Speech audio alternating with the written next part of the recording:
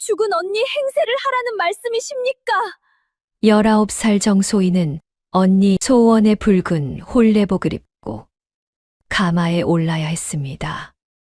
빚더미에 앉은 상단을 살리기 위해 아버지가 내린 결정이었지만 소희의 소매 안에는 아무도 모르는 물건 하나가 감춰져 있었습니다.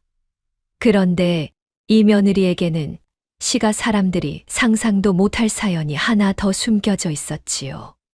구독과 좋아요는 더 좋은 이야기를 만드는 힘이 됩니다. 그럼 지금부터 이야기를 시작하겠습니다. 옛날 옛적 한강 나루가 내려다 보이는 포구마을의 정만치라는 상단 주인이 살았습니다. 젊은 시절 맨손으로 시작해 배에 열척을 부리는 큰 상단을 일구었지요. 그러나 그 영화는 오래가지 못했습니다. 경쟁 상단의 계략의 곡물값이 하루아침에 곤두박질 쳤고 정만치 창고는 조금씩 비어갔지요. 곶간지기들은 저마다 걱정스러운 얼굴로 수군거렸습니다. 이러다 상단 문을 닫는 게 아닌가. 정만치에게는 딸이 둘 있었습니다. 큰딸 소원은 곱고 얌전한 성정으로 마을에서 소문이 자자했지요. 작은 딸 소희는 어려서부터 아버지 곁에서 장부를 들여다보길 좋아했습니다. 사람들은 소원을 상단의 꽃이라 불렀고 소희를 두고는 셋만 밝은 아이라며 혀를 찼지요. 하지만 정만치는 알고 있었습니다. 상단의 진짜 눈은 소희에게 있다는 것을 말입니다. 아버지, 저 숫자들이 왜 안 맞습니까? 소희가 12살 되던 해 처음으로 장부의 오류를 짚어낸 날이었지요. 곡식을 실어 나른 배의 수와 실제 도착한 곡식의 양이 어긋나 있었습니다. 정만치는 그날부터 남몰래 소희에게 셈법과 거래의 이치를 가르쳤지요. 큰딸에게는 바느질과 예법을 물려주었고 작은 딸에게는 저울과 장부를 물려준 셈이었습니다. 소희는 밤이 깊도록 아버지 서재에 앉아 상단의 거래 문서를 베껴 쓰곤 했지요. 손끝에 먹물이 마를 새가 없었습니다. 마을 안악들은 그런 소희를 보며 혼사길이 막히겠다 걱정했지만 정만치는 오히려 흐뭇해했지요. 이 아이가 사내였다면 상단을 통째로 물려주었을 것이다. 그런데 그해 겨울 청천벽력 같은 소식이 날아들었습니다. 강씨 가문과의 혼사가 성사되어 소원이 시집갈 날을 열흘 앞두고 그 소원이 급한 열병으로 숨을 거둔 것입니다. 상단은 이미 강씨 가문에서 빌린 큰 돈으로 겨우 버티고 있었지요. 혼사가 깨지면 그 빚을 당장 갚아야 할 처지였습니다. 집안은 초상집이 되었습니다. 정만치는 딸을 잃은 슬픔에 며칠을 자리에서 일어나지 못했지요. 그러나 빚쟁이들의 발걸음은 그 슬픔을 기다려주지 않았습니다. 정만치는 사랑채의 소희를 불러 앉혔습니다. 오래도록 말을 잊지 못하던 아버지의 얼굴에는 깊은 주름이 패어 있었지요. 소희야, 내가 언니 대신 강씨 댁으로 가야겠다. 소희의 손끝이 떨렸습니다. 죽은 언니의 이름으로 죽은 언니의 자리로 들어가라는 말이었지요. 죽은 언니 행세를 하라는 말씀이십니까? 강씨 댁에서는 정혼한 딸의 얼굴을 본 적이 없다. 혼담이 오간 것도 서찰로만 이루어졌으니 내가 소원이 자리에 들어가도 아무도 모를 것이다. 상단이 살고 내 언니의 이름도 헛되이 사라지지 않을 것이다. 소희는 밤새 잠을 이루지 못했습니다. 억울함과 두려움이 가슴을 짓눌렀지요. 하지만 상단의 곳간이 비어가는 모습을 지켜본 소희였기에 아버지의 뜻을 저버릴 수 없었습니다.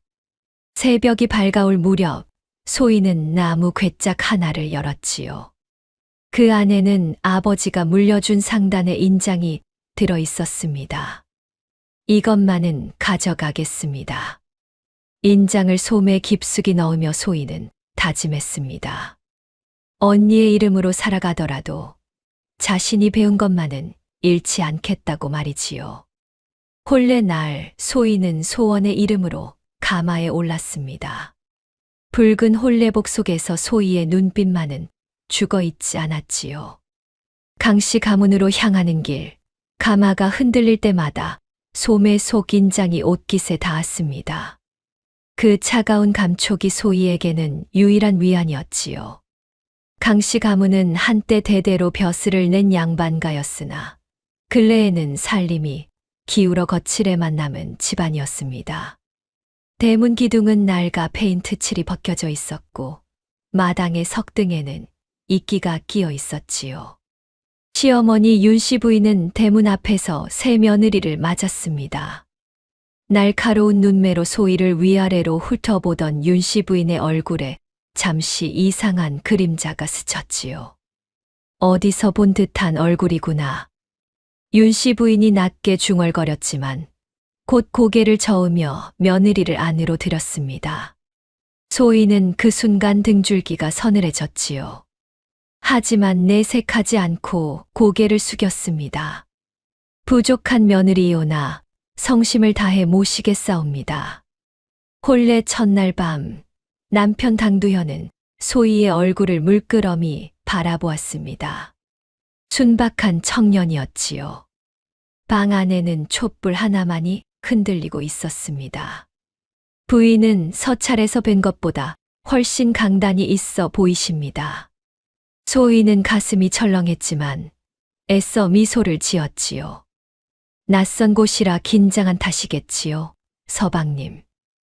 며칠이 지나고 소희는 시가의 살림을 하나둘 살피기 시작했습니다.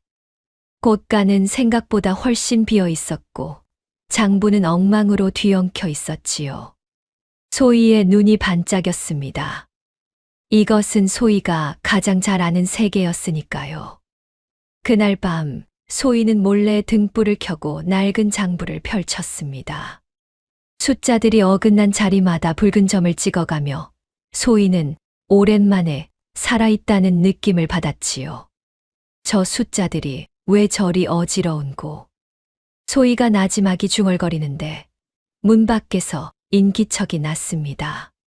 큰동서 박씨였지요. 박씨는 방문 틈으로 등불빛을 보고는 잠시 걸음을 멈추었습니다.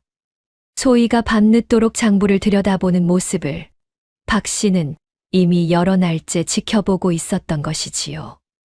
박씨는 아무 말 없이 발길을 돌렸습니다.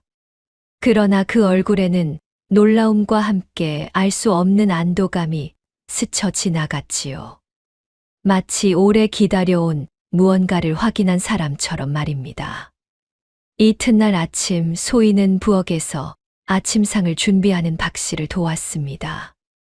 박씨의 남편 곧 강두현의 형은 몇 해 전 먼 지방으로 부임해 나가 있어 이 집안에는 좀처럼 발걸음을 하지 않았습니다. 그 때문에 박씨는 늘 홀로 시집살이를 견디는 듯한 처지였고 소희는 그런 박씨에게 묘한 동질감을 느꼈지요. 박씨는 이런저런 살림 이야기를 건네며 소희를 슬며시 살폈습니다. 동서는 손이 참 빠르십니다. 친정에서 배운 것이 있어서 그런가 봅니다.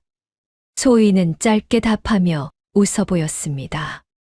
박씨의 눈길이 잠시 소희의 손끝에 머물렀지요. 장부를 넘기던 그 손이었습니다. 늙은 참모는 곁에서 이런저런 살림 법도를 일러주었습니다.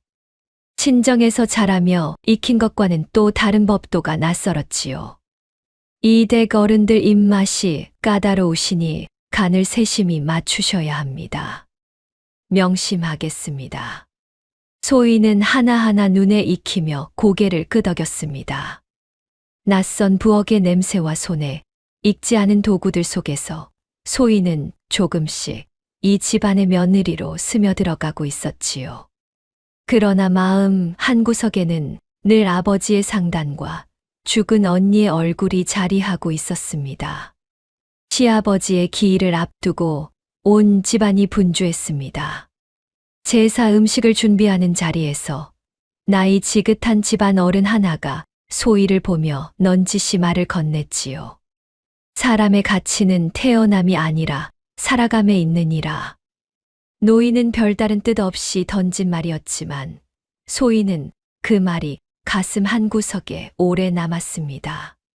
태어난 이름이 아니라 지금 살아가는 방식이 자신을 증명한다는 뜻으로 들렸던 것이지요.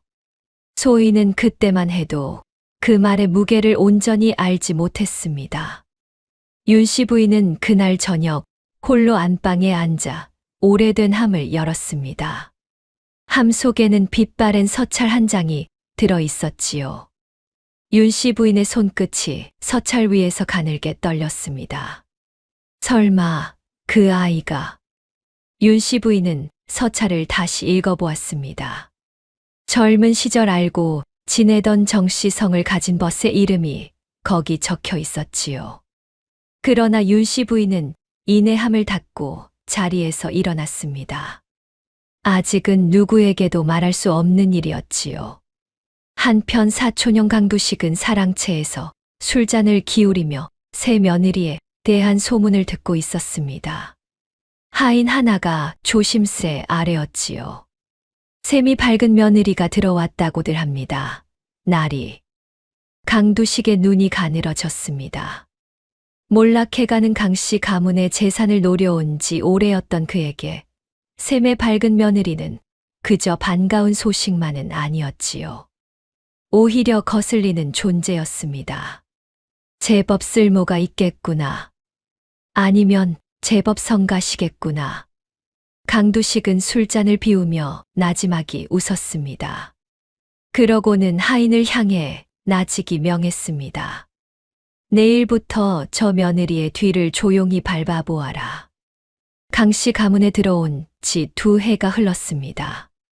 소희는 여전히 소원이라는 이름으로 불렸고 겉으로는 여느 며느리와 다를 바 없이 살림을 도맡았지요. 하지만 밤이 깊으면 소희는 등불을 낮추고 홀로 장부와 씨름했습니다. 그 사이 강씨 가문의 곳간은 조금씩 아무도 모르게 채워지고 있었지요.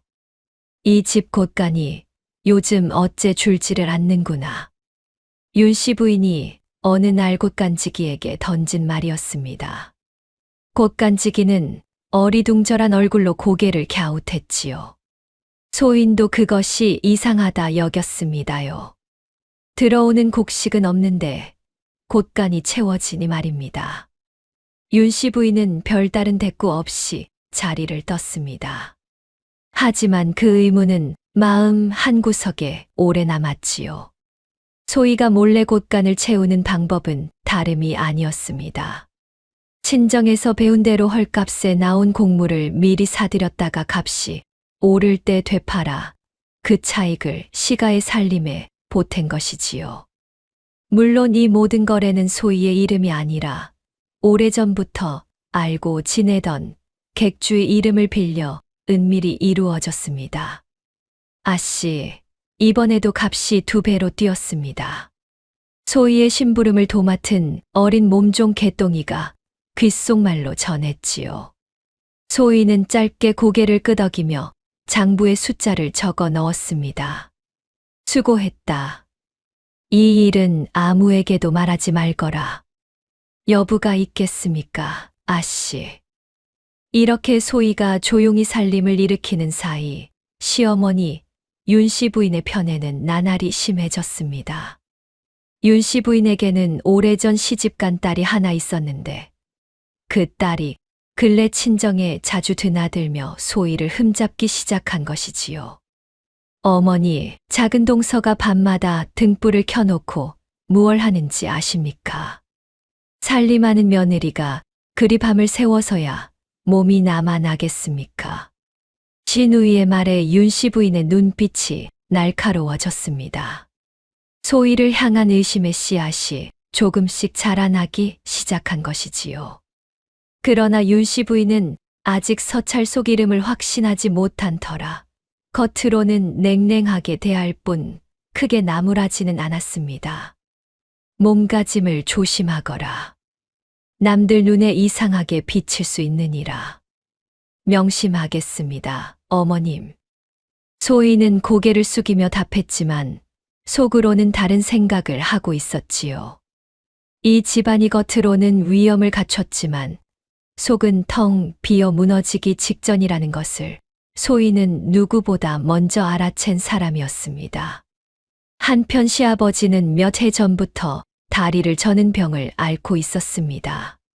걸음을 옮길 때마다 마루가 삐걱거리는 소리와 함께 신음이 새어나왔지요. 소희는 매일 아침 시아버지의 방에 들러 다리를 주물러 드렸습니다. 며느라 손끝이 참으로 야무지구나. 친정어머니께 배운 것이옵니다. 시아버지는 소희의 손길을 받을 때마다 흐뭇한 얼굴을 감추지 않았지요. 며느리들 중에서도 소희의 정성이 유독 남달랐던 것입니다. 그러나 그 정성 뒤에는 소희만의 사정이 있었지요. 시아버지의 방을 드나들며 곳간과 창고의 열쇠가 어디 보관되는지, 살림의 흐름이 어떻게 도는지 자연스레 살필 수 있었기 때문입니다. 시아버지는 다리를 주무르는 소희를 보며 지난 이야기를 들려주곤 했습니다.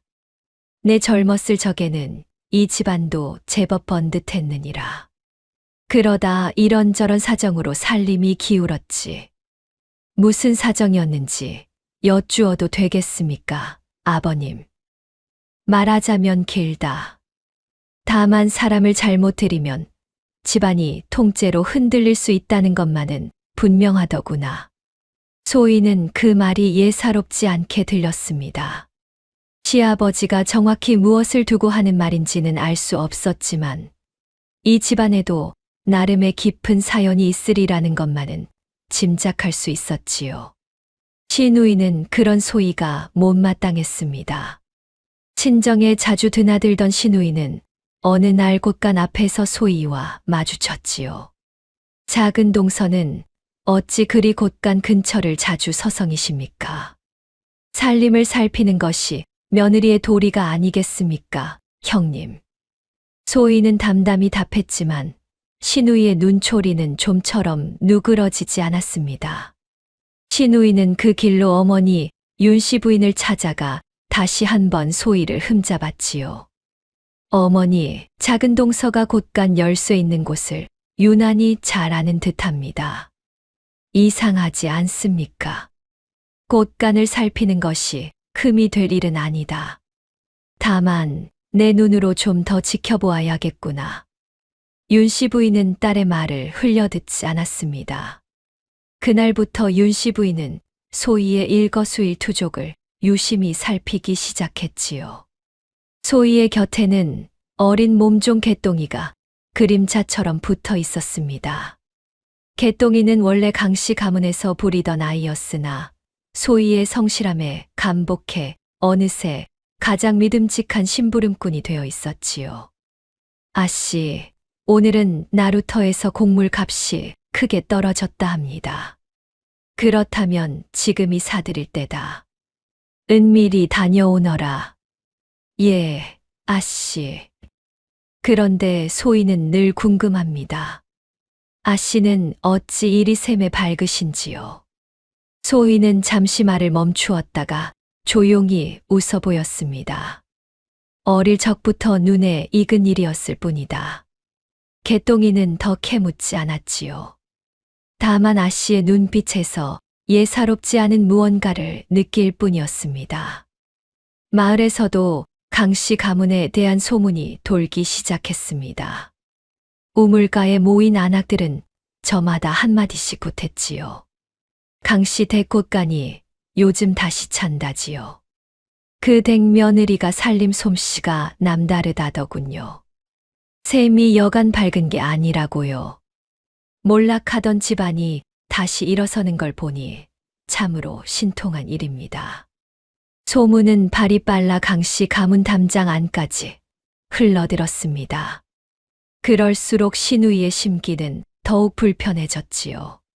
시누이는 며느리 하나로 인해 집안 살림이 좋아진다는 사실이 도무지 달갑지 않았습니다. 자신이 나서서 살림을 돌본 것도 아닌데 작은 동서 혼자 칭송을 받는 것이 못마땅했던 것이지요. 큰동서 박 씨는 소희를 볼 때마다 알 수 없는 눈빛을 보냈습니다.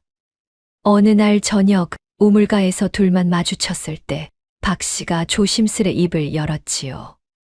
동서는 참으로 남다른 재주를 가지셨습니다. 소희의 가슴이 철렁 내려앉았습니다. 무슨 말씀이신지요, 형님? 아닙니다. 그저 이 집안에 동서 같은 사람이 들어와 다행이라는 뜻이었습니다.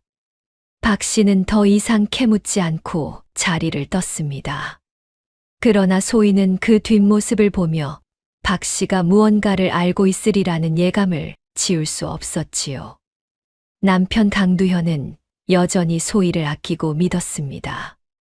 다만 이따금 소희의 손에 먹물이 묻어 있는 것을 보고 의아해할 때가 있었지요. 부인 손에 이건 어인 먹물입니까? 바느질 실을 고르다 묻은 듯합니다. 소희는 그때마다 둘러댔지만 강두현의 눈빛에 스치는 의문을 완전히 지우지는 못했습니다. 순박한 남편이었으나 마냥 둔한 사람은 아니었던 것이지요. 한편 사촌형 강두식은 집안을 드나들 때마다 곳간을 유심히 살폈습니다. 강두식에게는 오랜 원한이 있었지요. 그의 아비가 젊은 시절 어느 상단에서 일하다 억울하게 쫓겨난 일이 있었는데 강두식은 그 상단의 이름을 똑똑히 기억하고 있었습니다. 다만 아직 그 원한이 지금 눈앞의 며느리와 이어져 있다는 사실은 알지 못했지요. 곳간이 늘어난다는 게 아무래도 수상하다. 강두식은 하인을 시켜 곳간의 출입을 몰래 감시하도록 일렀습니다. 아씨의 심부름꾼을 눈여겨보아라. 무엇을 나르는지 어디를 오가는지 낱낱이 살펴 내게 고하거라. 예, 나리. 하인은 고개를 숙이고 물러났습니다. 이렇게 강두식의 감시망이 조용히 소희의 주변을 좁혀오고 있었지요. 정작 소희는 아직 그 사실을 눈치채지 못했습니다. 그러던 어느 날 소희는 시가에 오래된 창고를 정리하다 낡은 괴짝 하나를 발견했습니다. 괴짝에는 먼지가 두껍게 쌓여 있었고 자물쇠는 녹이 슬어 있었지요. 이것은 무엇인고?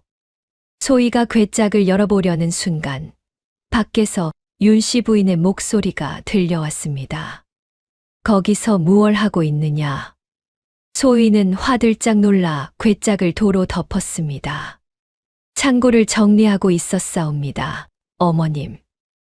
윤씨 부인은 잠시 괴짝을 바라보다 말없이 돌아섰지요. 그 괴짝 안에 무엇이 들어있는지 소희도 윤씨 부인도 아직은 알지 못했습니다.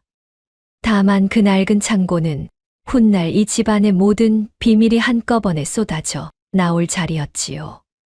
그날 밤 강두식이 심어둔 하인이 담장 그림자 속에 몸을 숨긴 채 소희의 방 쪽을 지켜보고 있었습니다. 그 하인이 마침내 결정적인 것을 보고 말았습니다. 소희의 몸종 개똥이가 밤늦게 대문을 나서 낯선 사내와 곡물값을 흥정하는 모습이었지요. 하인은 그 길로 강두식에게 달려가 낱낱이 고했습니다. 날이 작은 아씨 몸종이 밤마다 객주와 만나 곡물을 사고 팝니다. 그 돈이 어디서 나는지는 알 수 없으나 분명 예사 살림이 아닙니다. 강두식의 눈이 번뜩였습니다. 계집 하나가 상단 흉내를 낸다는 것이냐. 그것 참 재미있는 일이로구나. 강두식은 다음 날 아침 일찍 소희를 사랑채로 불렀습니다. 소희는 무슨 일인지 짐작조차 못한 채 조심스레 걸음을 옮겼지요. 부르셨사옵니까, 아주버님. 강두식은 대뜸 서찰 한 장을 소희 앞에 던졌습니다. 개똥이와 객주가 주고받은 거래, 기록을 몰래 베껴온 것이었지요. 이것이 무엇인지 설명해 보아라. 내 몸종이 밤마다 몰래 곡물을 사고 파는 까닭이 무엇이냐. 소희의 얼굴이 하얗게 질렸습니다. 그러나 이내 마음을 다잡고 담담히 답했지요. 살림의 보탬이 될까 하여 소소하게 곡물을 사고 팔았을 뿐이옵니다. 소소하다. 이 정도 규모가 소소하다는 말이냐. 강두식은 비웃음을 감추지 않았습니다. 내가 정말 그 정도 재주가 있다면 어디 배웠는지 궁금하구나. 시집 온 지 얼마 되지도 않은 며느리가 상단 일을 이리 훤히 꿰고 있다니 말이다. 소희는 순간 등줄기가 서늘해졌습니다. 강두식의 눈빛에서 단순한 의심이 아니라 무언가를 이미 짐작하고 있는 듯한 기색을 읽었기 때문이지요. 친정에서 어깨 너머로 익힌 것이 전부이옵니다. 친정이라. 그 친정이 정만치 상단이었다지. 강두식이 이름을 입에 올리는 순간 소희의 심장이 덜컥 내려앉았습니다. 그 상단, 내 익히 아는 이름이다. 한때 잘 나가던 상단이었지. 그런데 그대 큰딸이 시집도 가기 전에 죽었다는 소문을 들었다. 그렇다면 지금 이 집에 들어와 있는 며느리는 대체 누구인가? 강두식은 팔짱을 낀 채 소희를 지그시 바라보았습니다. 말해보아라. 너는 정말 정소원이 맞느냐? 방 안에 무거운 침묵이 흘렀습니다. 소희는 입술을 깨물었지요. 부인할 수도 인정할 수도 없는 순간이었습니다. 무슨 말씀이신지 소첩은 잘 알아듣지 못하겠사옵니다. 알아듣지 못한다. 그렇다면 좋다. 오늘은 이만 물러가거라. 다만 이 일은 내 마음속에 새겨두겠다. 소희는 사랑채를 나서며 다리가 후들거리는 것을 겨우 참았습니다. 강두식이 모든 것을 알아챈 것은 아니었지만 진실의 문턱까지 다가섰다는 것만은 분명했지요. 그날 저녁 개똥이가 겁에 질린 얼굴로 소희를 찾아왔습니다. 아씨, 소인 때문에 이런 일이 벌어진 것 같아 송구스럽습니다. 밤길에 조심한다고 했는데도 누군가 소인을 지켜본 모양입니다. 내 탓이 아니다. 언젠가는 드러날 일이었을 뿐이다. 소희는 개똥이의 어깨를 다독이며 애써 담담한 얼굴을 지었습니다. 그러나 속으로는 무너지지 않기 위해 안간힘을 쓰고 있었지요. 이제 어찌하실 생각이십니까, 아씨? 두고 보아야겠지. 다만 한 가지는 분명하다. 이 집안이 무너지게 둘 수는 없다. 같은 날 밤 우물가에서 박 씨와 마주친 소희는 잠시 걸음을 멈추었습니다. 박 씨는 평소와 다름없이 조용한 얼굴이었지만 그 눈빛에는 어떤 무게가 실려 있었지요. 동서, 오늘 사랑채에서 무슨 일이 있었다 들었습니다. 소희는 순간 몸이 굳었습니다. 박 씨가 어디까지 알고 있는지 가늠할 수 없었기 때문이지요. 별일 아니었습니다, 형님. 동서. 박 씨가 나지막이 소희를 불렀습니다. 이 집에서 동서 편이 되어줄 사람이 하나도 없다고는 생각지 마십시오. 그 말을 남기고 박 씨는 조용히 발길을 돌렸습니다. 소희는 그 뒷모습을 오래도록 바라보았지요. 박 씨의 말이 정확히 무엇을 뜻하는지 알 수 없었지만 차가운 밤 공기 속에서 소희의 마음 한구석이 문득 따뜻해졌습니다. 한편 사랑채로 돌아온 강두식은 홀로 술잔을 기울이며 낮에 이를 곱씹었습니다. 정만치 상단이라. 강두식은 오래전 아버지에게 들었던 이야기를 떠올렸지요. 젊은 시절 아버지가 어느 상단에서 일하다 억울한 누명을 쓰고 쫓겨났다는 이야기였습니다. 상단의 이름까지는 정확히 기억나지 않았지만 정씨 성을 가진 주인의 이름만은 뇌리에 깊이 박혀 있었지요. 설마 그 상단이 이 며느리의 친정이란 말인가? 강두식의 입가에 서늘한 미소가 번졌습니다. 만약 그 짐작이 맞는다면 이는 단순히 며느리의 위장 신분을 캐는 일을 넘어서는 문제였지요. 오래 묵은 원한을 갚을 기회가 될 수도 있었으니까요. 하인을 더 풀어라. 저 며느리의 뒤를 낱낱이 캐거라. 친정의 내력까지 모조리. 예, 나리. 강두식은 잔을 비우며 나지막이 중얼거렸습니다. 두고 보아라.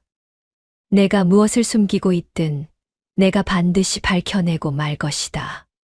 강두식의 하인은 그 뒤로도 며칠간 소희의 주변을 은밀히 살폈습니다. 개똥이의 발걸음, 소희가 드나드는 곳간의 횟수까지 낱낱이 기록해 강두식에게 올렸지요. 날이 요 며칠 사이 작은 아씨가 유독 조심스러워지신 듯합니다.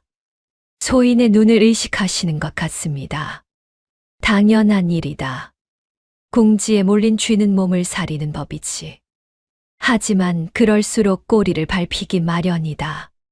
계속 지켜보아라.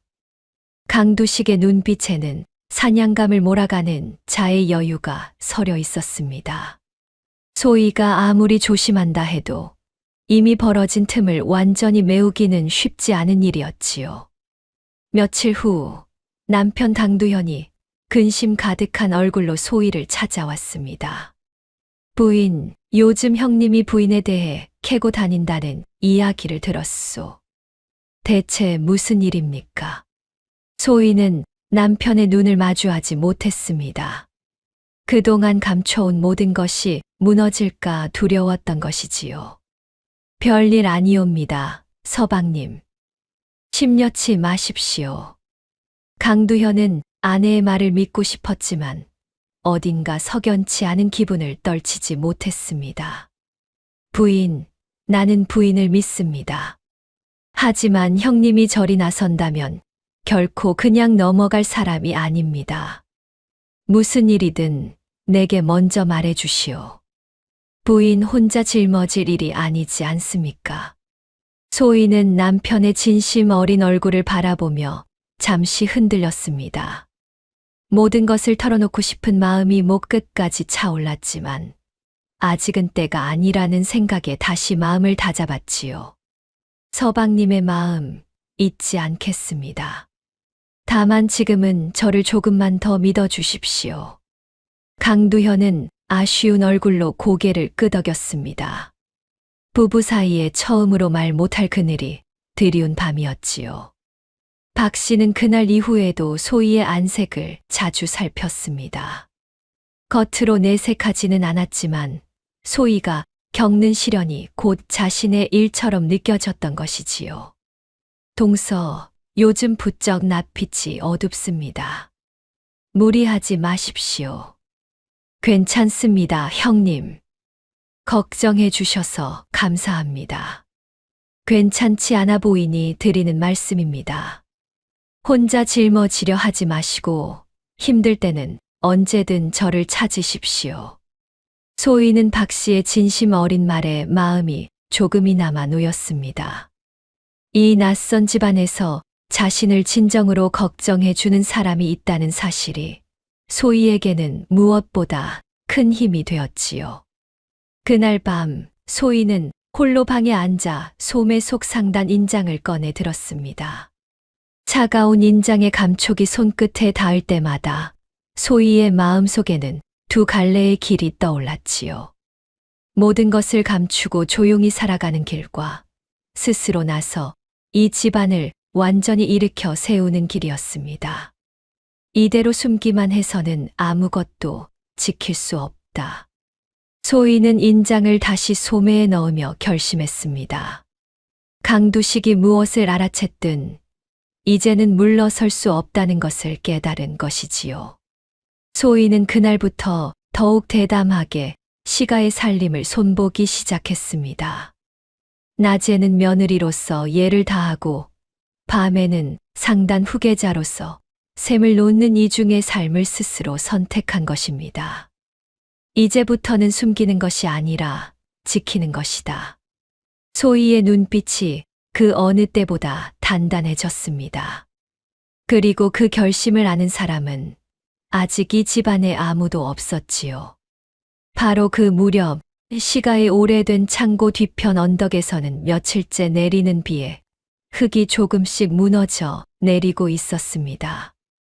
며칠 후 박 씨는 소희를 뒤뜰로 조용히 불러냈습니다.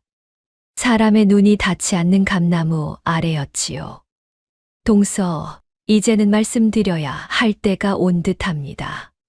소희는 마른 침을 삼켰습니다. 무슨 말씀이신지요? 동서가 이 집에 처음 오시던 날, 저는 우연히 동서의 함 속에서 서찰 한 장을 보았습니다. 소원이 아니라 소희라는 이름이 적힌 서찰이었지요. 소희의 얼굴이 하얗게 질렸습니다. 박 씨는 그런 소희를 안심시키려는 듯 부드럽게 웃어 보였지요. 걱정 마십시오.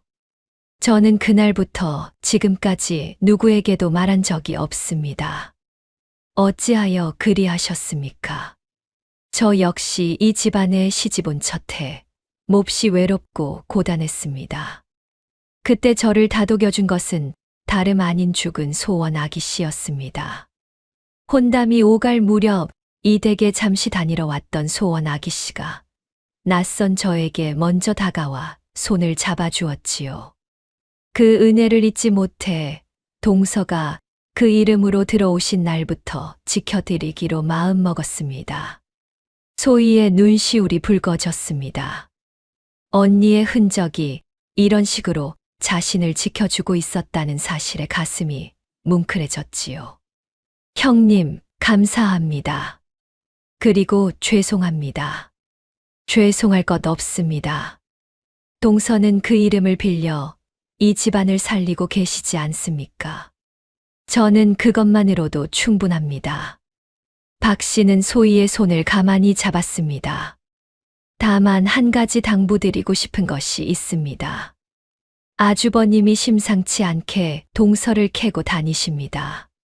부디 몸 조심하십시오. 명심하겠습니다, 형님. 이날을 계기로 소희와 박 씨 사이에는 말로 다 못할 유대가 생겨났습니다. 소희는 처음으로 이 낯선 집안에서 온전히 기댈 수 있는 사람을 얻은 것이지요. 며칠 후 시아버지의 병세가 급격히 나빠졌습니다. 온 집안이 발칵 뒤집혔고 약값을 마련하는 일이 시급해졌지요. 그러나 강씨 가문의 곳간은 겉으로 보기에는 넉넉해 보였으나 정작 급전이 필요한 순간에는 손댈 수 있는 재물이 마땅치 않았습니다. 약값이 대체 얼마나 든단 말인가. 윤씨 부인이 발을 동동 구르며 탄식했습니다. 시누이는 발만 동동 구를 뿐 이렇다 할 방도를 내놓지 못했지요. 이때 소희가 나섰습니다. 어머님, 제가 마련해 보겠습니다. 내가 무슨 수로 그리한단 말이냐. 그저 믿고 맡겨주십시오. 소희는 그 길로 개똥이를 시켜 은밀히 쌓아둔 재물의 일부를 풀었습니다. 반나절도 지나지 않아 약값이 마련되었고 이름난 의원을 불러 시아버지를 돌보게 했지요. 시아버지는 사흘 만에 자리에서 일어날 수 있었습니다. 며느라, 내 덕에 내가 살았구나. 시아버지가 소희의 손을 잡으며 눈시울을 붉혔습니다. 윤씨 부인 역시 그 모습을 보며 복잡한 표정을 지었지요. 의심과 고마움이 뒤섞인 얼굴이었습니다. 이 일을 계기로 소희는 시가 사람들에게 한층 더 신임을 얻게 되었습니다. 그러나 동시에 강두식의 경계심도 더욱 짙어졌지요. 그날 밤 강두현이 조용히 소희의 방을 찾았습니다. 부인 덕에 아버님이 자리를 털고 일어나셨습니다. 고맙습니다. 당연히 해야 할 도리였습니다. 서방님. 도리라 하기엔 너무 큰일을 해내셨습니다. 부인이 없었다면 이 집안이 어찌 되었을지 생각만 해도 아찔합니다. 강두현의 진심 어린 말에 소희는 잠시 마음이 뭉클해졌습니다. 이 낯선 집안에서 자신의 노력이 헛되지 않았다는 것을 느낄 수 있는 순간이었지요. 계집 하나가 상단 하나를 굴리는 재주로구나. 대체 그 재물이 다 어디서 나오는가? 강두식은 사람을 풀어 소희가 거래하는 객주를 뒤쫓기 시작했습니다. 객주의 정체가 드러나면 소희가 벌이는 은밀한 장사의 전모가 드러날 판이었지요. 그러던 어느 장날 소희는 직접 저자에 나가 곡물 시세를 살피기로 했습니다. 좀처럼 며느리가 저자에 나서는 일이 없었기에 개똥이는 걱정스러운 얼굴이었지요. 아씨, 위험하지 않겠습니까? 오늘은 내 눈으로 직접 확인해야 할 것이 있다. 저자에는 사람들이 북적였습니다. 곡물 장수들의 외침과 흥정 소리가 뒤섞여 시끌벅적했지요. 소희는 갓을 깊이 눌러쓰고 곡물전 사이를 조용히 오갔습니다.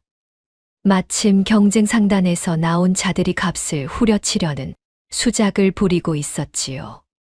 이보시오. 이 값에는 절대 못 파오. 곡물 장수가 울상을 지으며 하소연했습니다. 소희는 잠시 지켜보다 슬며시 끼어들었지요. 그 곡물 내가 제 값에 사겠소. 갓 속에서 흘러나온 낮은 목소리에 사람들의 시선이 쏠렸습니다. 소희는 능숙하게 값을 매기고 거래를 성사시켰지요.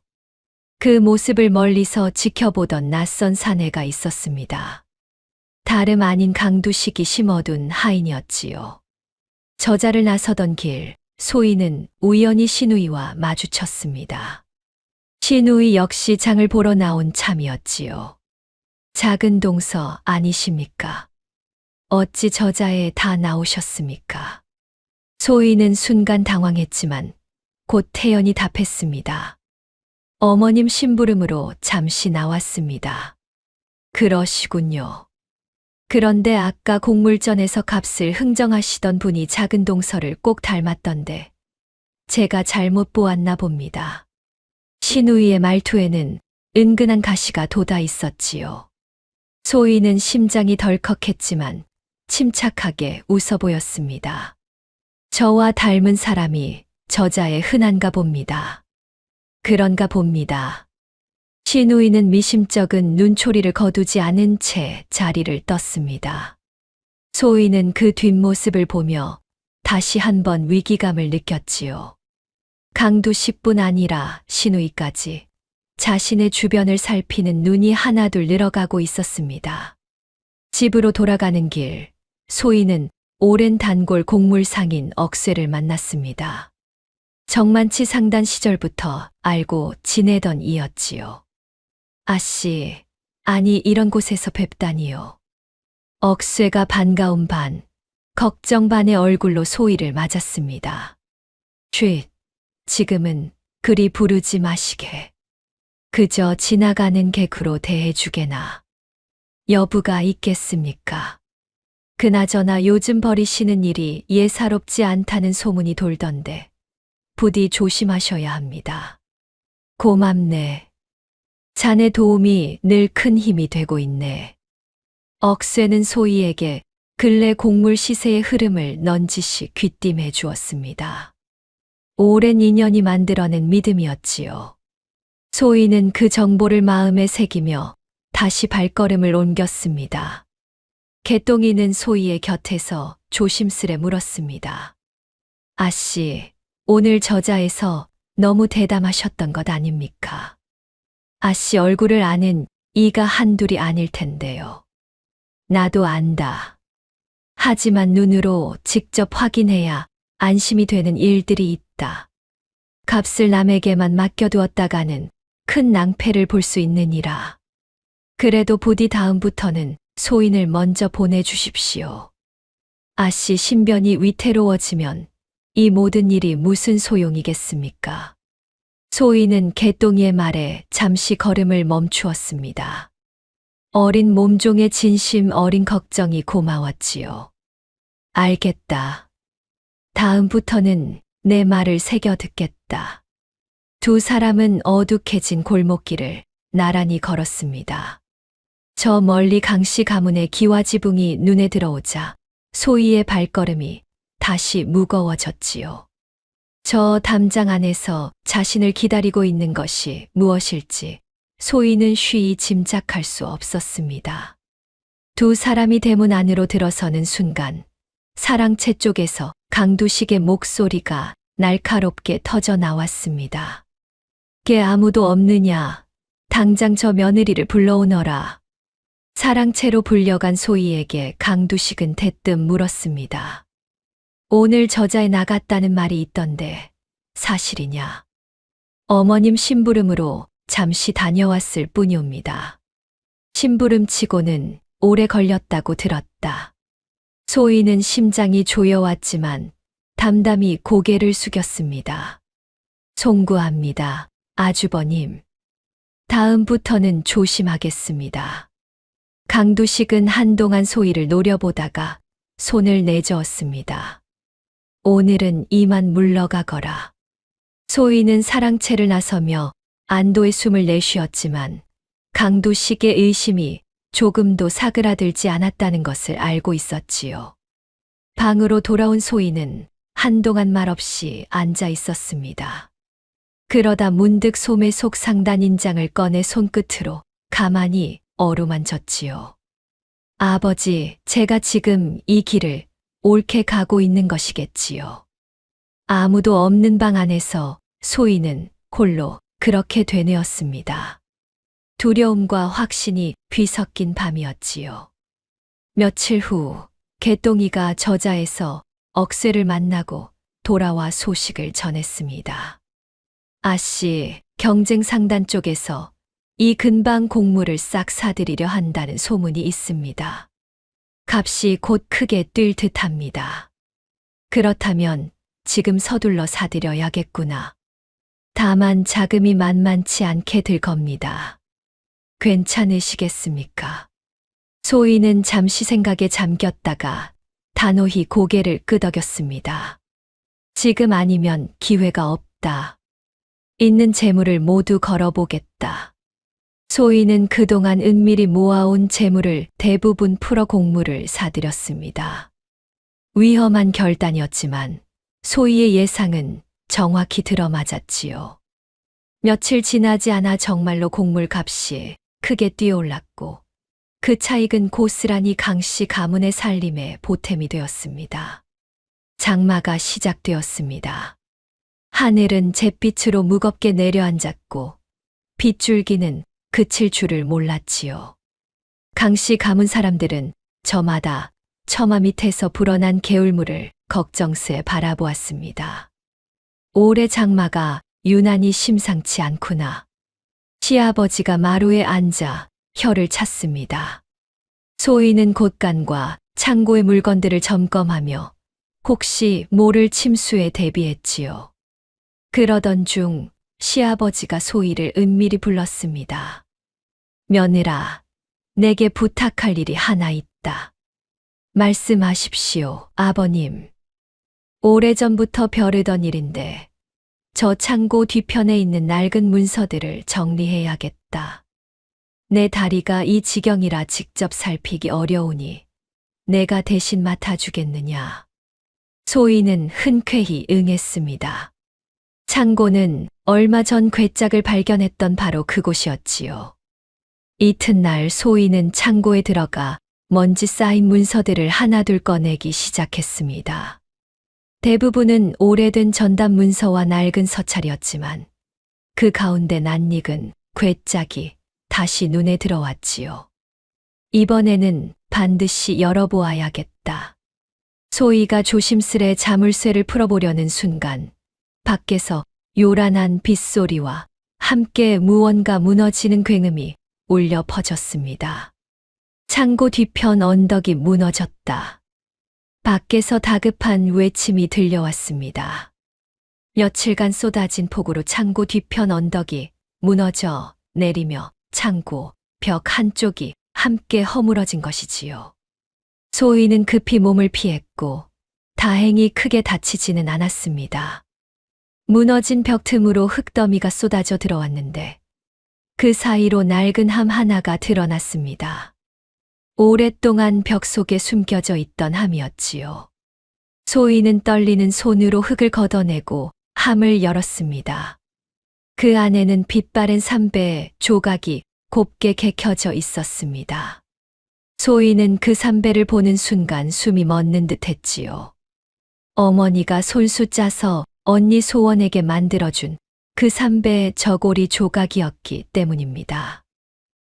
언니. 소희는 목이 메어 그 이상말을 잊지 못했습니다. 삼배를 가슴에 꼭 끌어안았지요.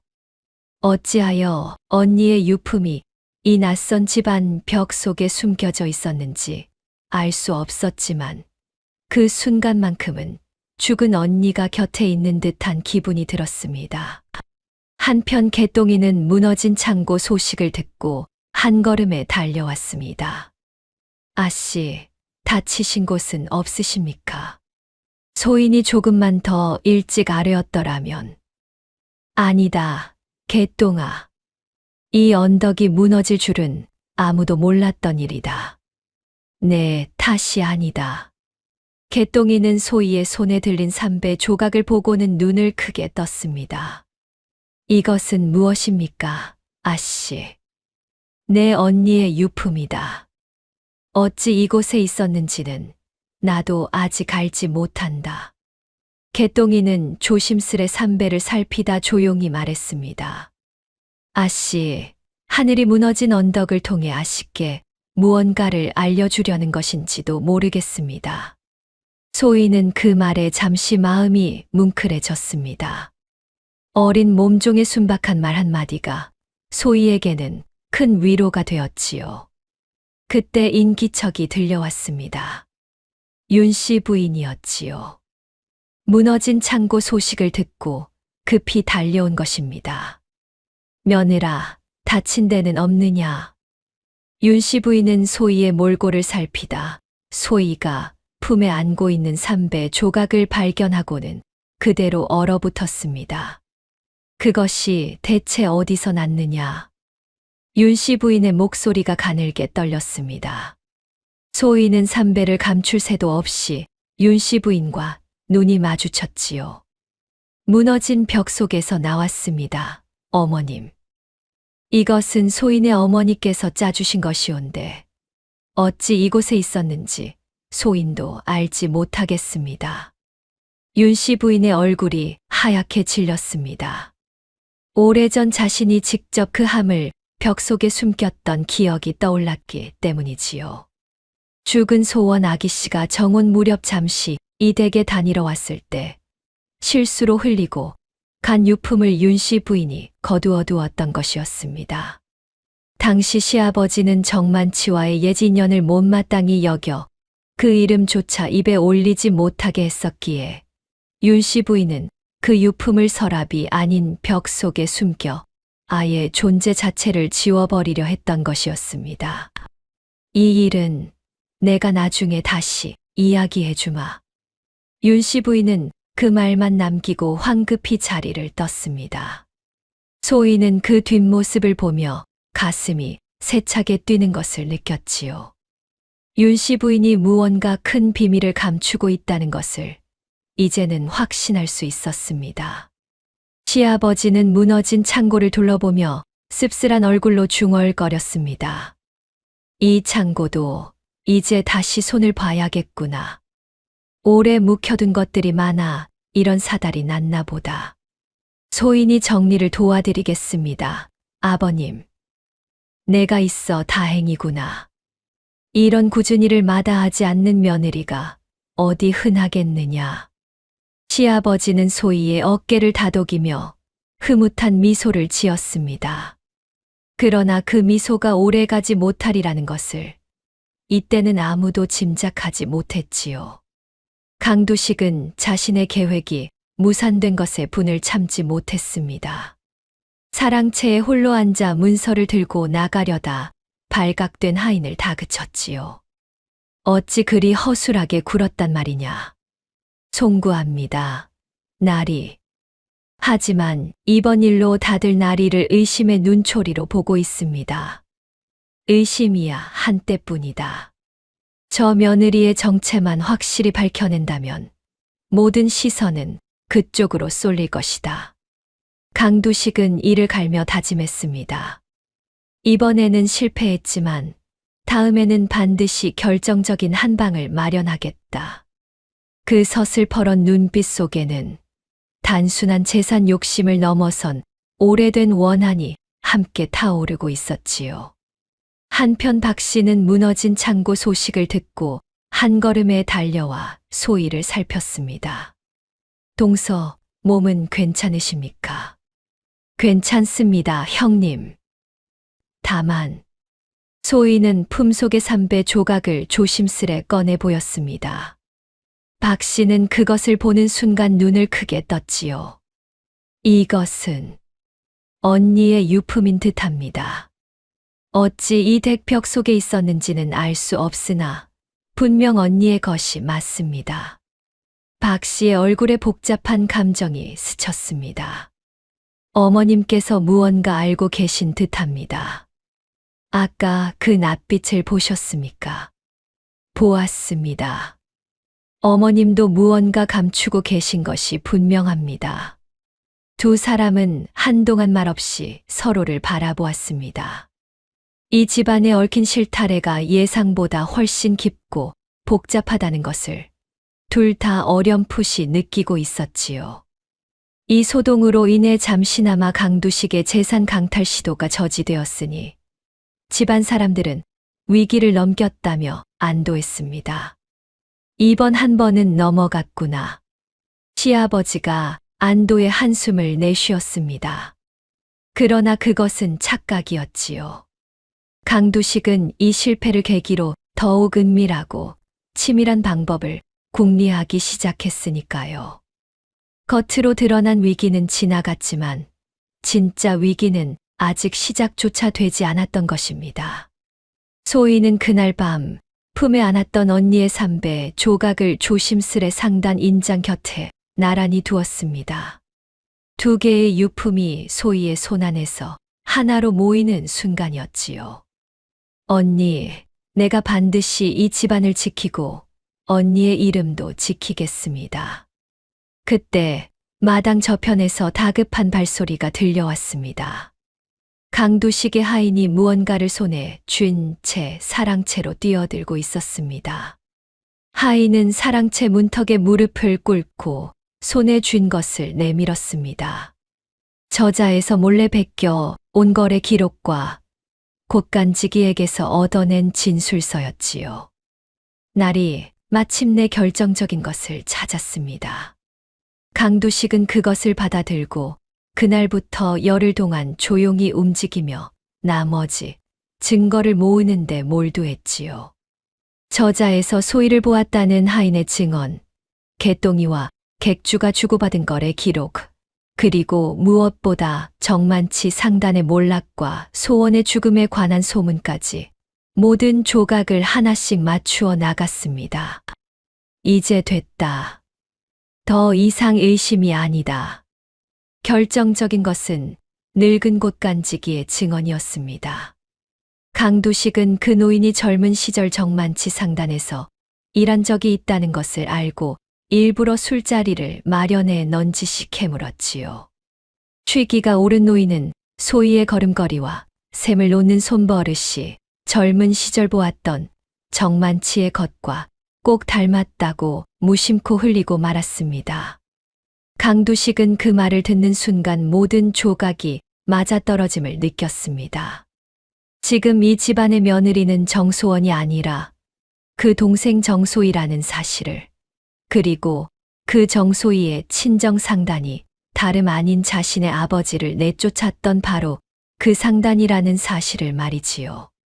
아버지, 드디어 갚아드릴 때가 왔습니다. 강두식은 밤늦도록 홀로 술잔을 기울이며 복수의 계획을 다듬었습니다.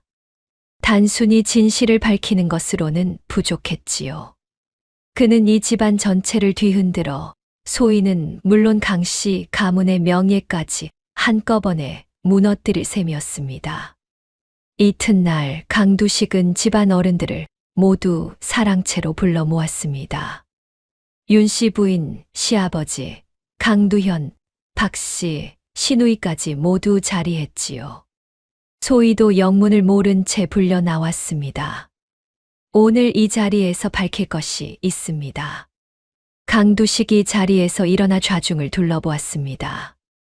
이 집안에 들어온 며느리는 우리가 알고 있는 정소원이 아닙니다. 죽은 소원의 동생 정소희입니다. 방 안이 순식간에 얼어붙었습니다. 시아버지의 얼굴에서 핏기가 가셨고 강두현은 믿을 수 없다는 눈으로 소희를 바라보았지요. 그럴 리가 없습니다, 형님. 무슨 근거로 그런 말씀을 하십니까? 근거라면 차고 넘칩니다. 강두식은 그동안 모은 증거들을 하나씩 늘어놓았습니다. 거래 기록, 저자에서의 목격담, 정만치 상단의 몰락 소식까지. 방 안에 있던 모두가 말을 잃었지요. 시아버지는 떨리는 손으로 강두식이 내민 서찰들을 하나하나 살폈습니다. 자신의 다리를 정성껏 주물러 주던 며느리의 손길이 떠올라 차마 믿고 싶지 않았지만 눈앞의 증거들은 부인할 수 없이 명백했지요. 어찌 이럴 수가. 시아버지의 목소리가 갈라졌습니다. 내가 그리 아끼던 며느리가 애초부터 다른 사람이었단 말인가. 아버님, 부디 오해를 푸시고 소첩의 말씀을 들어주십시오. 소희가 무릎을 꿇고 애원했지만 시아버지는 고개를 돌려버렸습니다. 그 매정한 몸짓 하나에 소희의 가슴은 무너져 내렸지요.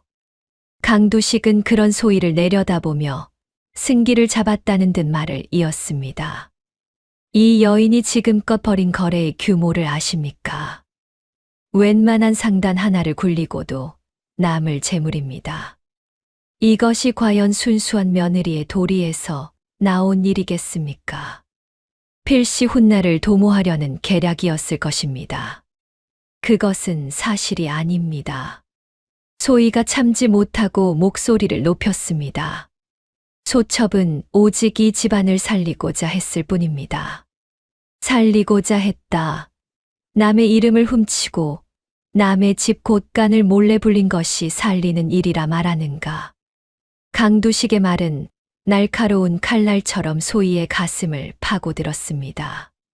사실과 거짓이 뒤섞인 그 말들 앞에서 소희는 무엇부터 해명해야 할지 아득해졌지요. 어머님, 아버님, 부디 제 말을 믿어주십시오. 소희가 애원하듯 시부모를 바라보았지만 시아버지는 충격의 말을 잊지 못했고 윤씨 부인은 굳은 얼굴로 시선을 피할 뿐이었습니다. 믿고 말고 할 것이 무엇이 있습니까? 저 계집은 처음부터 우리 가문을 속인 것입니다. 신우이가 앙칼진 목소리로 쏘아붙였습니다. 당장 이 집에서 내쫓아야 마땅합니다. 강두현은 혼란스러운 얼굴로 아내를 바라보았습니다. 부인, 정말입니까? 정말 그대는 소원이 아니란 말입니까? 소희는 남편의 눈을 마주하지 못하고 고개를 떨구었습니다. 더 이상 부인할 수 없는 순간이었지요. 그러하옵니다, 서방님. 소첩은 소원 언니가 아니라 그 동생 소희이옵니다. 방 안에는 무거운 침묵이 내려앉았습니다. 강두현은 아내의 고백에 얼굴이 하얗게 질렸지요. 오랜 믿음이 한순간에 흔들리는 얼굴이었습니다. 어찌 이런 일을. 강두현은 말을 잇지 못했습니다. 소희는 그런 남편의 모습에 가슴이 찢어지는 듯 했지요. 강두식은 이 틈을 놓치지 않았습니다. 이 계집은 원수의 딸일 뿐 아니라 우리 가문을 속인 사기꾼입니다. 이대로 두었다가는 이 가문의 재산이 언제 저 계집의 친정으로 흘러들어갈지 모를 일입니다. 지금 당장 관아에 고하여 죄를 물어야 합니다. 관아라니요. 박 씨가 놀라 소리쳤습니다. 동서는 오히려 이 집안을 위해 애써온 사람입니다. 그것을 죄라 할 수는 없습니다.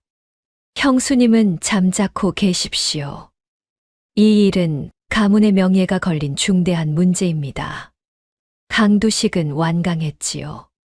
윤씨 부인은 오래도록 침묵을 지키다 마침내 무겁게 입을 열었습니다. 오늘은 이만 물러들 가거라. 이 일은 내가 직접 다스리겠다. 윤씨 부인의 말에 방 안의 소란이 겨우 가라앉았습니다. 그러나 그것은 위로가 아니라 더 큰 폭풍 전의 고요함일 뿐이었지요. 시누이는 이 소동을 틈타 더욱 기세등등해졌습니다. 평소 소희를 못마땅히 여기던 마음을 이때다 싶어 마음껏 쏟아냈지요. 애초에 저런 며느리를 들인 것부터가 잘못이었습니다. 셈이 밝다 칭찬할 때부터 무언가 수상쩍다 여겼어야 했습니다. 그만하거라. 윤씨 부인이 낮게 제지했지만 시누이의 말은 쉬이 그치지 않았습니다. 어머니께서는 어찌 저 여인을 감싸려 하십니까? 가문의 체면이 걸린 일입니다. 윤씨 부인은 딸의 말에 아무 대꾸도 하지 않았습니다. 다만 마음속으로는 이미 다른 결심을 굳혀가고 있었지요. 겉으로 드러내지 못할 뿐 윤씨 부인 역시 오래전부터 품어온 자신만의 비밀과 마주할 때가 가까워지고 있음을 느끼고 있었습니다. 그날 밤 강두현은 소희를 찾지 않았습니다. 소희는 홀로 방에 앉아 하염없이 눈물을 흘렸지요. 그동안 감춰온 진실이 이런 식으로 드러날 줄은 몰랐습니다. 시가 사람들의 신뢰를 잃었고 남편의 믿음마저 흔들렸지요.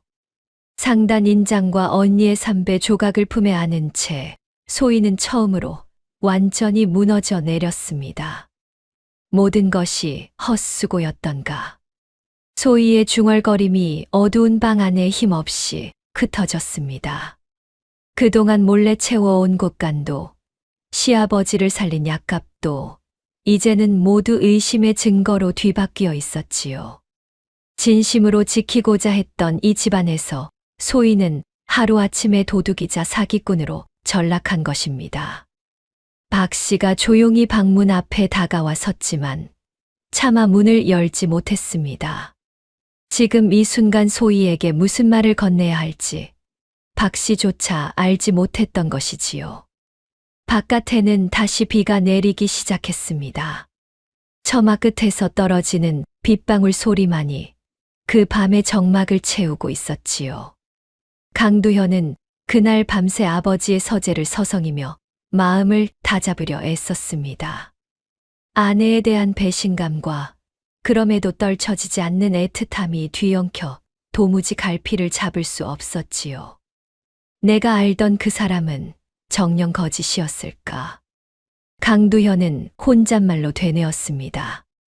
혼례 첫날 밤 자신을 바라보던 그 눈빛, 시아버지의 다리를 정성껏 주무르던 그 손길, 어느 것 하나 거짓처럼 보이지 않았기 때문이지요. 그러나 지금은 그 무엇도 확신할 수 없었습니다. 이튿날 아침 강두현은 소희가 머무는 방 앞에 잠시 멈춰 섰다가 끝내 들어오지 않고 발길을 돌렸습니다. 지난밤 뜬 눈으로 지새운 얼굴이었지요. 소희는 방문 밖으로 멀어지는 남편의 발소리를 들으며 무언가 되돌릴 수 없이 끊어졌다는 것을 느꼈습니다. 혼례 첫날 밤 자신을 바라보던 그 순박한 눈빛이 이제 다시는 예전과 같을 수 없으리라는 예감이었지요. 시아버지 역시 그날부터 소희를 부르지 않았습니다. 다리를 주무르던 며느리의 손길도 며느라 부르던 다정한 목소리도 하루아침에 사라져 버린 것이지요. 소희가 지켜온 모든 정성이 한순간에 의심의 그림자 아래 묻히고 말았습니다. 개똥이만이 소희의 곁을 지켰습니다. 어린 몸종은 눈물을 글썽이며 소희의 손을 꼭 잡았지요. 아씨, 소희는 아씨를 믿습니다. 고맙다, 개똥아. 하지만 지금은 그 믿음 하나로는 부족한 듯 싶구나. 그로부터 며칠 동안 소희는 시가에서 유령처럼 지냈습니다. 아무도 말을 걸지 않았고 소희 역시 방 밖으로 나서기를 꺼렸지요. 그러던 어느 날 밤 소희는 참지 못하고 홀로 마당으로 나섰습니다. 캄캄한 하늘 아래 누군가 조용히 소희의 이름을 불렀습니다. 동서, 이 밤중에 여기서 무얼 하십니까? 마당에 홀로 선 소희의 머릿속에는 오래전 들었던 말이 문득 떠올랐습니다. 사람의 가치는 태어남이 아니라 살아감에 있느니라. 기일 제사 때 들었던 그 말이었습니다. 그때는 스쳐 지나가는 노인의 덕담쯤으로만 여겼던 말이 지금 이 순간에는 가슴을 후벼 파는 물음으로 되돌아왔지요. 나는 대체 누구로 살아온 것인가? 소희는 소매 속 상단 인장과 언니의 삼배 조각을 꺼내 두 손에 쥐었습니다. 언니의 이름을 빌려 시작한 삶이었지요. 처음에는 그저 상단을 살리기 위한 방편이었으나 어느새 소희는 이 낯선 집안에 정을 붙였고 진심으로 지키고 싶은 사람들이 생겨났습니다. 그런데 이제 그 모든 진심이 거짓의 탈을 쓴 계략으로 매도되고 있었지요. 차라리 처음부터 아무것도 하지 않았더라면. 소희의 눈에서 눈물이 흘러내렸습니다. 그러나 이내 고개를 저었지요. 아니다.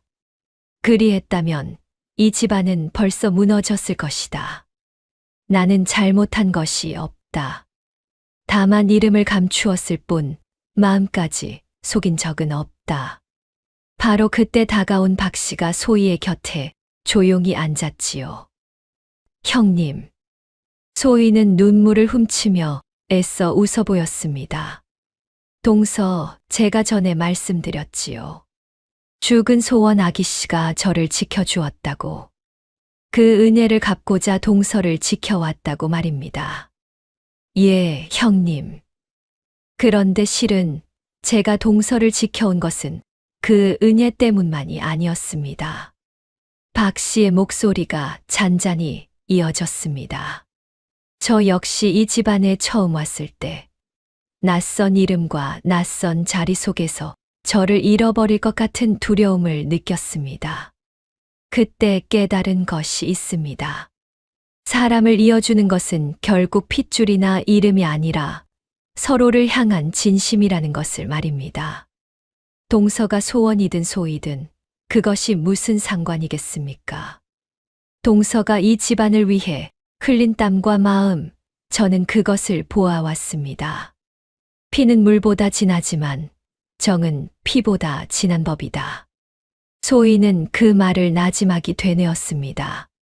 언젠가 노인에게서 들었던 말과 겹쳐지며 비로소 그 뜻이 온전히 가슴에 와닿았지요.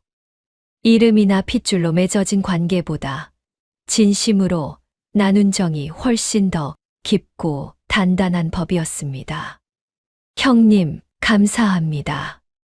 형님 덕분에 다시 일어설 힘을 얻었습니다. 그렇다면 이제 이 집안을 위해 그리고 동서 자신을 위해 진실을 당당히 밝히십시오. 숨어서는 아무것도 지킬 수 없습니다. 소희는 굳게 고개를 끄덕였습니다. 눈물은 그쳤고 그 자리에는 전에 없던 단단한 결의가 자리했지요. 이튿날 윤 씨 부인이 소희를 조용히 불렀습니다. 방 안에는 오래전 보았던 그 함이 놓여 있었지요. 이제는 나도 말해야 할 때가 온 듯하구나. 윤 씨 부인은 함 속에서 빛바랜 서찰을 꺼내 소희 앞에 내놓았습니다. 나는 젊은 시절 내 아버지 정만치와 알고 지내던 사이였다. 우리 집안이 어려울 때 내 아버지에게 큰 도움을 받은 적이 있었지. 그 은혜를 잊지 못해 내가 이 집에 처음 들어오던 날부터 낯이 익다 여겼다. 소희는 놀라움의 말을 잊지 못했습니다. 그렇다면 어머님께서는 처음부터 짐작만 했을 뿐 확신하지는 못했다. 다만 내 언니의 유품을 오래전 이 집 벽 속에 숨겨둔 것은 언젠가 그 진실이 드러날 날을 위해서였는지도 모르겠구나. 나 역시 두려움에 진실을 외면하고 있었던 것이다. 윤 씨 부인의 눈가에 눈물이 맺혔습니다. 내가 조금만 더 일찍 용기를 냈더라면 이런 일까지 벌어지지는 않았을 것을. 소희는 시어머니의 손을 가만히 잡았습니다. 어머님, 이제라도 함께 진실을 밝혀주십시오. 그것으로 충분합니다.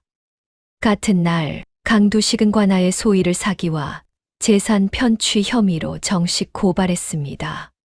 관아에서는 이 사건을 조사하기 위해 강씨 가문 사람들을 모두 불러들였지요. 관아 마당에는 소문을 들은 마을 사람들까지 몰려들어 웅성거렸습니다. 원님 앞에 선 강두식은 자신만만한 얼굴로 그동안 모은 증거들을 낱낱이 늘어놓았습니다.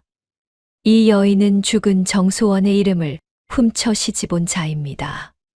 게다가 원수 상단의 딸로서 은밀히 재물을 빼돌려 사욕을 채우려 하였습니다. 원님이 소희를 향해 물었습니다. 이 말이 사실이냐?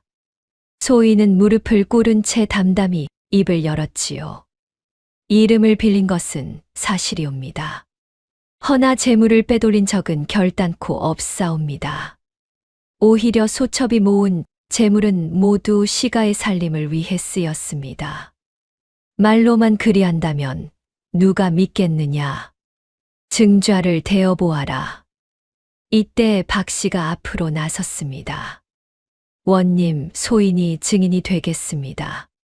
소희 며느리가 곳간에서 재물을 꺼내 시아버님의 약값으로 쓰는 것을 두 눈으로 보았습니다. 또한 이 재물이 늘어난 것은 도둑질이 아니라 소희 며느리가 손수 곡물을 사고 팔아 이룬 것이었습니다. 윤 씨 부인 역시 무겁게 입을 열었습니다. 소인 또한 증인이 되겠습니다. 저 며느리가 벌인 거래로 이 집안의 곳간이 실제로 채워졌음을 소인이 직접 확인하였습니다. 강두식의 얼굴이 일그러졌습니다. 형수님, 숙모님, 어찌 저 여인을 감싸신단 말입니까? 진실을 말하는 것뿐이다. 윤 씨 부인이 단호히 답했지요. 강두식은 다급해진 나머지 언성을 높였습니다. 저 여인의 친정은 제 아비를 억울하게 내쫓은 원수 상단입니다. 원님, 이는 명백한 사기입니다. 그때 소희가 조용히 입을 열었습니다. 아주버님의 그 말씀, 소첩이 오히려 여쭙고 싶습니다. 아버님께서 정말 억울하게 쫓겨나셨다면 그 연유가 무엇이었는지 아주버님은 정확히 알고 계십니까? 강두식은 순간 말문이 막혔지요. 소희가 다시 말을 이었습니다. 소첩이 알기로 그 무렵 상단에서 곡물을 빼돌리다 발각된 자가 있었습니다. 당시 아버지께서는 그 일을 조용히 덮으려 하셨으나 결국 그 자를 내보낼 수밖에 없었다 들었습니다. 아주버님의 아버님이 정녕 그 일과 무관하셨는지 원님께서 직접 조사해 주시기를 청하옵니다. 방 안에 정적이 흘렀습니다. 강두식의 얼굴이 하얗게 질렸지요. 그것은 오랫동안 아무에게도 밝히지 않았던 자신의 아비에 대한 불편한 진실이었습니다. 그것은 강두식은 말을 더듬었습니다. 원님이 매서운 눈으로 강두식을 바라보았지요. 그대의 아비가 정녕 억울했다면 어찌 그리 말을 더듬는가.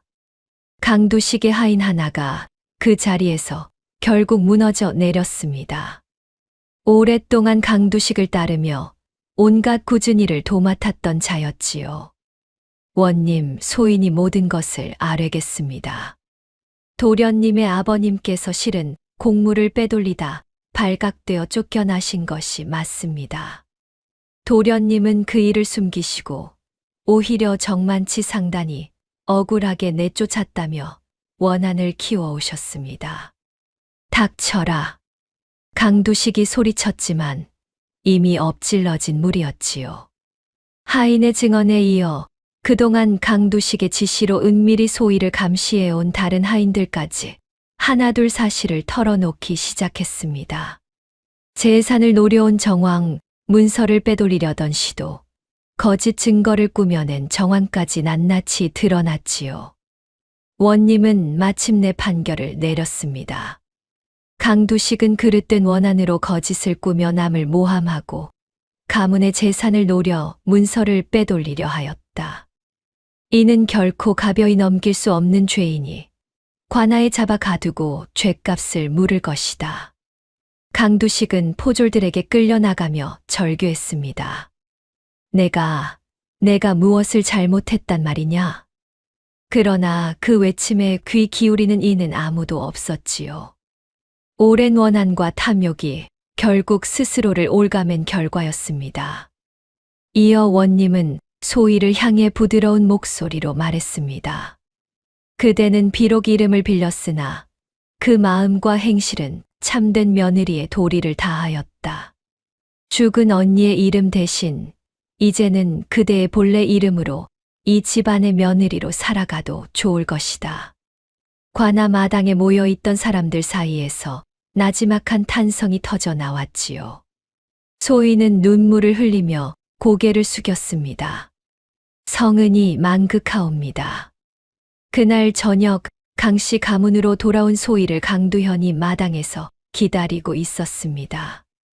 남편의 얼굴에는 미안함과 그리움이 뒤섞여 있었지요. 시아버지 역시 마당 한쪽에 서 있었습니다. 관아에서 돌아오는 내내 시아버지는 며느리가 무릎 꿇고 애원하던 그날의 모습과 사흘 밤낮 다리를 주물러 주던 손길을 번갈아 떠올리며 마음을 정리한 참이었습니다. 부인, 아니, 소희.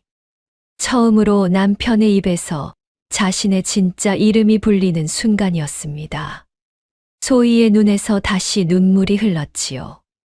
그동안 내가 부인의 마음을 헤아리지 못하고 매정하게 굴었습니다. 용서해 주시겠습니까? 서방님께서 용서를 구하실 일이 아니옵니다. 소첩이 먼저 진실을 말씀드리지 못한 잘못이 큽니다. 두 사람은 오래도록 서로를 마주 보았습니다. 그 사이로 시아버지와 윤씨 부인이 다가와 소희의 손을 함께 잡았지요. 멀찍이서 지켜보던 시누이도 결국 다가와 고개를 숙였습니다. 작은 동서, 그동안 모진 말을 많이 했습니다. 부디 너그러이 헤아려 주십시오. 이미 지난 일입니다, 형님. 마음에 담아두지 않겠습니다. 시누이는 겸연쩍은 얼굴로 돌아섰지만 그 뒷모습에는 전과 달리 한결 누그러진 기색이 묻어났습니다. 며느라, 아니, 소희야. 그동안 고생 많았다. 시아버지의 목소리에는 진심, 어린 애정이 담겨 있었습니다. 소희는 마침내 참았던 눈물을 터뜨리며 시가 사람들의 품에 안겼지요. 세월이 흘러 강씨 가문은 소희의 수완으로 예정화를 되찾았습니다. 소희는 더 이상 이름을 숨기지 않았고 친정인 정만치 상단과의 인연도 떳떳이 밝혔지요. 두 집안은 오히려 힘을 합쳐 더 큰 상단을 일구었고 마을 사람들은 그 이야기를 두고두고 회자하였습니다. 몰락한 상단의 딸이 언니의 이름을 빌려 시집갔다가 결국 제 이름으로 두 집안을 모두 살렸다지 뭔가. 소희는 훗날 자식들에게 이렇게 이르곤 했습니다. 피는 물보다 진하지만 정은 피보다 진한 법이다. 이름이나 핏줄에 얽매이지 말고 언제나 진심으로 살아가거라. 그 말은 오래도록 강씨 가문에 전해 내려오며 대대로 가훈이 되었다고 합니다. 다음 영상을 빠르게 만나보시려면 좋아요와 구독을 눌러주세요.